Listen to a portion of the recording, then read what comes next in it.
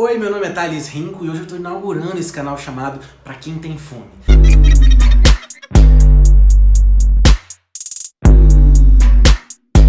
Aqui é um espaço onde eu vou falar das minhas dores, das minhas experiências ao longo da minha vida em relação a dietas, emagrecimento, atividade física, sem preconceitos, sem julgamentos. Esse sempre foi um assunto que eu evitei, sempre foi algo que eu tinha medo de falar.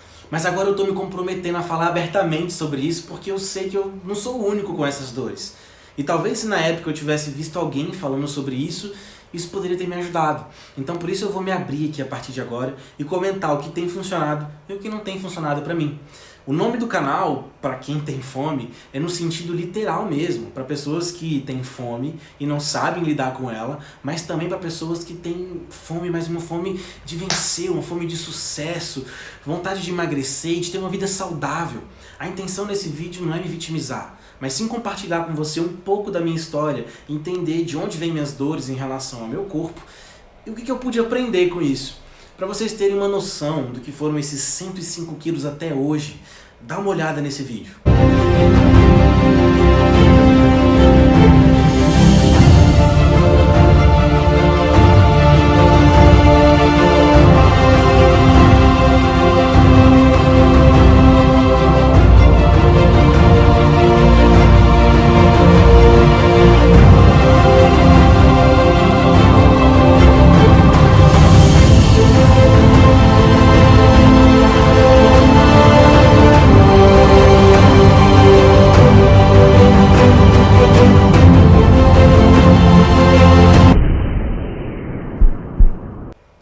Nesse vídeo tem momentos que eu tô no fundo do poço, com 105 quilos, e tem momentos mais atuais, onde eu tô vivendo a melhor fase da minha vida em relação à saúde. Mas isso não aconteceu do nada, teve um processo que me trouxe até aqui. Minha vida inteira eu sofri com o meu peso e com o meu corpo.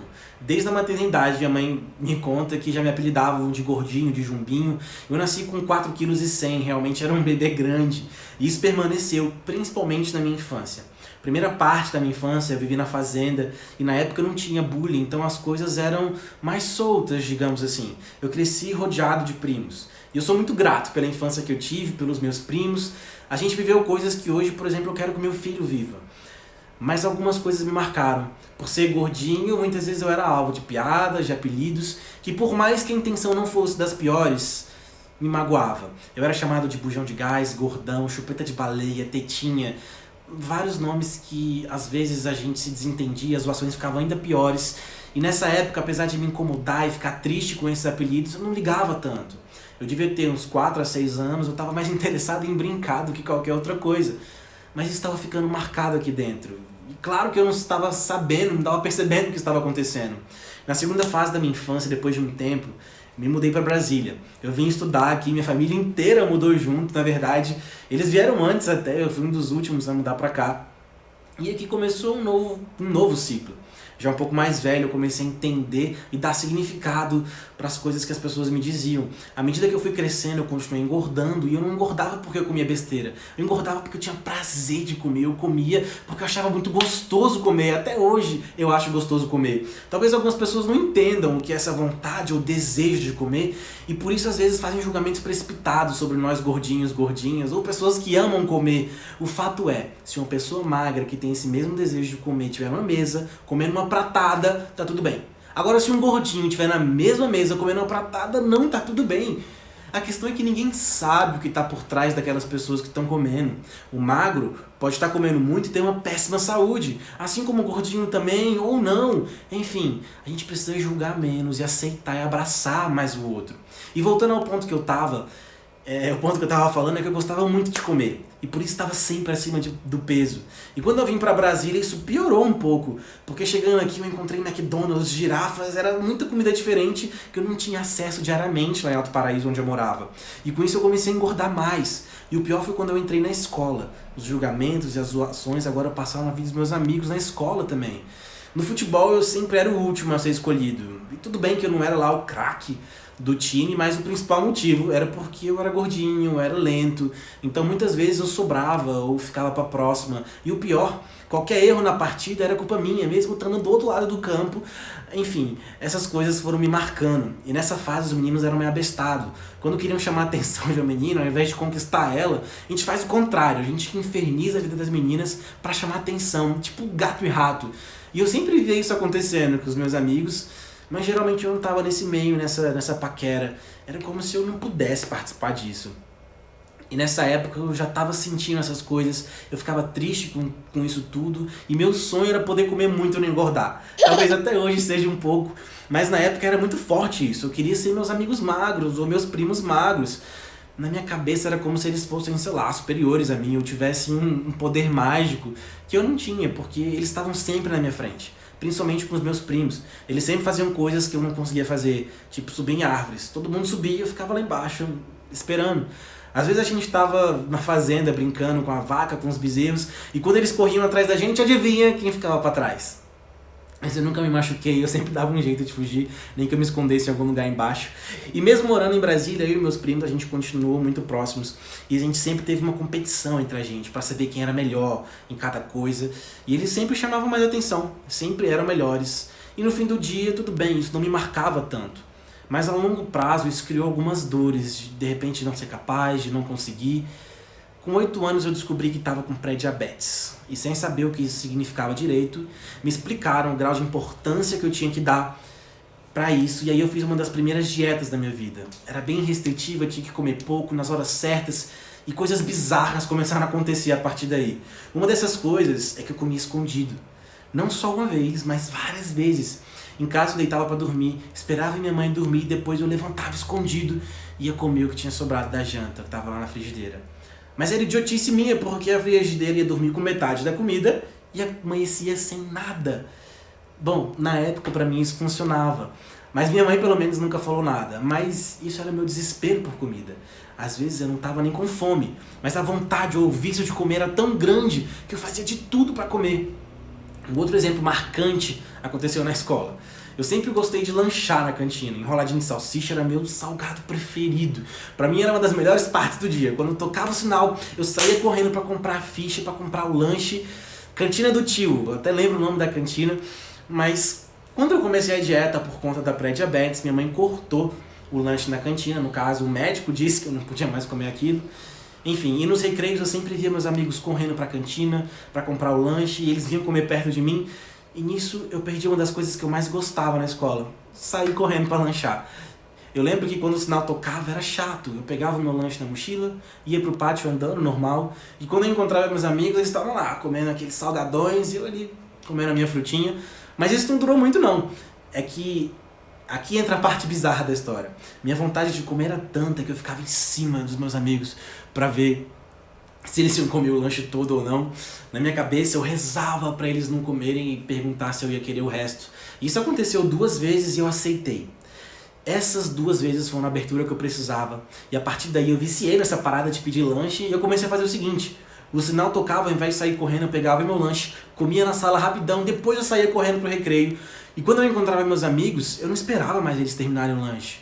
E aí eu comecei a pedir a comida deles, na cara de pau mesmo.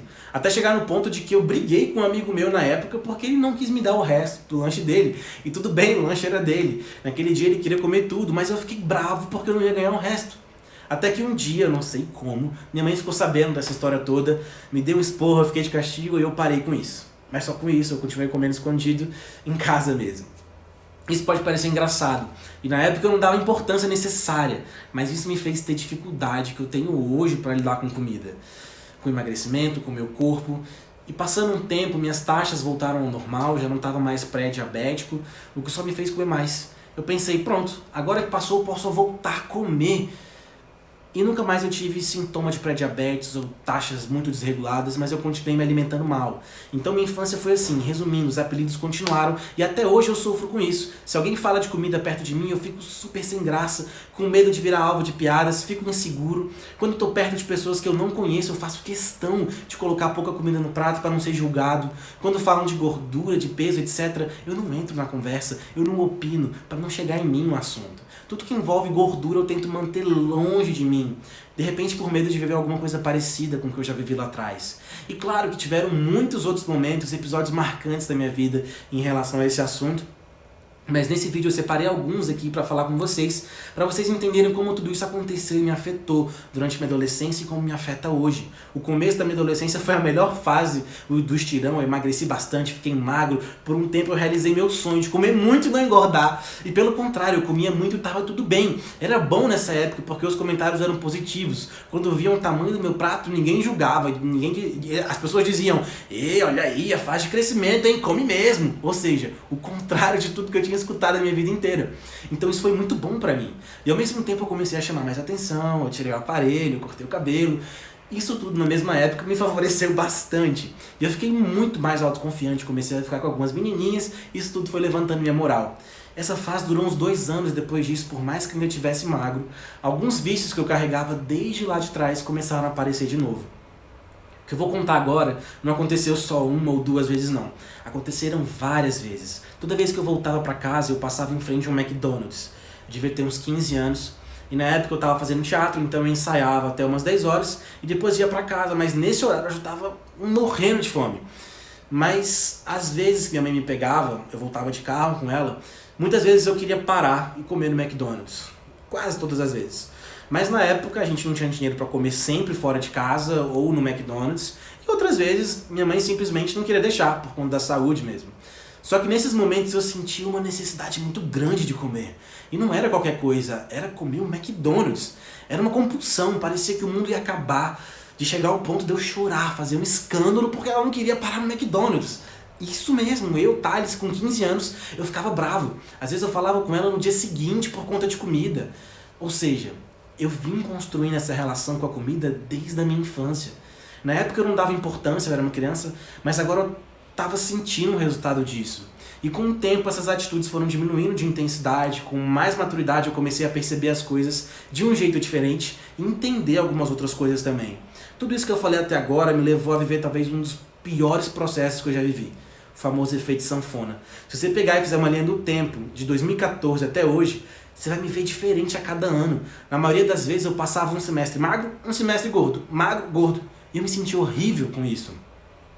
E dessa vez já entendendo o que significavam as coisas, entendendo muito mais quando as pessoas falavam, ou zoavam, criticavam, nessa época eu sentia muito mais. E até que não tinha mais tanta zoação como tinha antes. O que mais me incomodava era eu mesmo. Era a minha cobrança interna de que eu queria me sentir bem de novo, como eu já havia me sentido quando eu estava magro.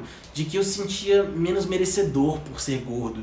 Eu me sentia menos. E isso começou a afetar minhas relações, começou a afetar meu humor. Todos aqueles sentimentos em relação à comida começaram a voltar. E o que mais marcou essa fase era que por mais que eu me sentisse mal, por mais que eu estivesse acima do peso, com a saúde ruim, eu continuava comendo. Quanto mais eu comia, mais eu comia. Mas eu sentia vontade de comer, eu comecei a entrar num loop, uma parada sem fim.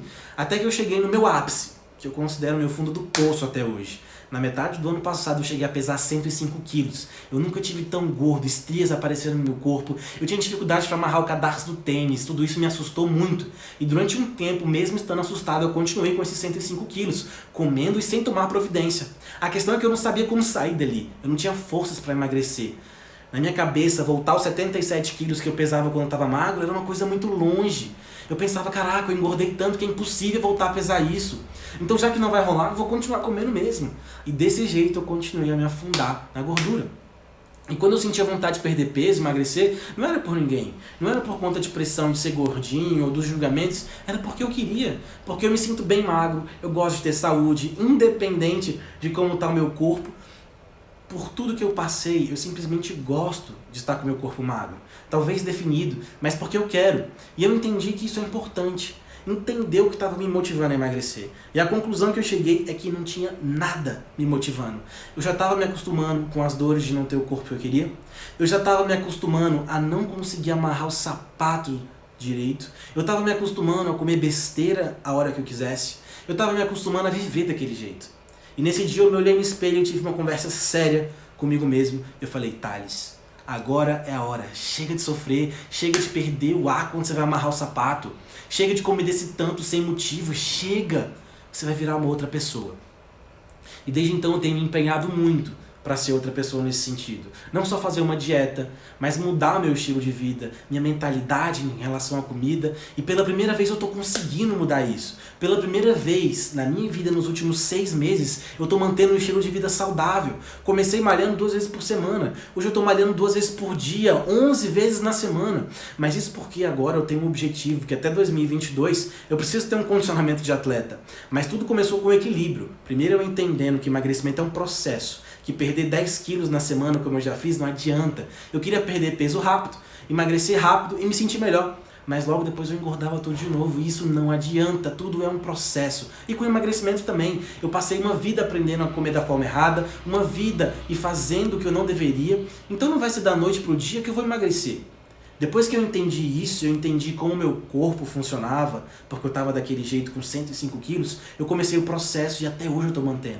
De lá pra cá eu perdi 10 quilos e ganhei 5 de massa magra. Mas não acha que tá tudo bem, que é fácil agora? Não. Pelo contrário, porque fica cada vez mais difícil. Eu não teria conseguido sozinho, porque nesses 6 meses eu tenho tido a ajuda de 3 pessoas muito importantes. Primeira pessoa, meu primo, que no começo me ajudou a começar a treinar. Ele é personal, atleta, tudo que você imaginar. E até hoje é meu treinador, me incentivando e me ajudando. Segunda pessoa foi meu nutricionista, que clareou minha mente porque eu precisava ser e fazer. E também está junto comigo até hoje. E a terceira pessoa fui eu, que me ajudei e venho me ajudando. Eu me comprometi a fazer dar certo, eu parei de me sabotar, eu escolhi essa nova vida. Eu ainda tenho muita coisa para alcançar, ainda tenho muitos resultados para correr atrás, literalmente. E para finalizar, eu quero compartilhar meu maior desafio hoje em dia, e que está presente todo o tempo na minha rotina, que se chama compulsão alimentar. Isso significa que se eu estou feliz, eu vou comer. Se eu estou triste, eu vou comer.